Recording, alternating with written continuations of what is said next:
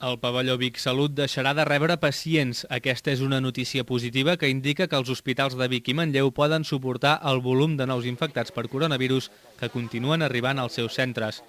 Aquest espai, posat en marxa en només una setmana i que ha acollit al voltant de 90 pacients, ha servit per prioritzar els malalts amb casos més greus i treure un gran volum de feina dels hospitals en pacients amb situacions poc greus i en fases avançades de la recuperació. El president del Consell Comarcal d'Osona, Joan Carles Rodríguez, explicava que encara que pari la seva activitat, el centre no es tancarà per prevenir algun possible rebrot de la malaltia.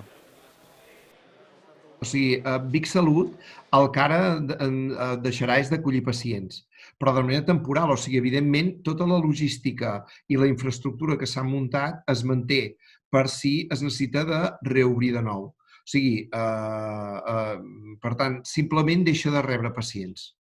No hi haurà pacients ingressats de moment, perquè les condicions ara ho permeten, però en qualsevol moment s'ha d'estar amatent per si cal de tornar a obrir aquest recurs assistencial.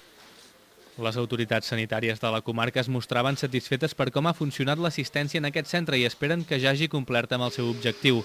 També posaven en valor la qualitat assistencial que s'ha pogut oferir durant aquestes setmanes al pavelló Vic Salut.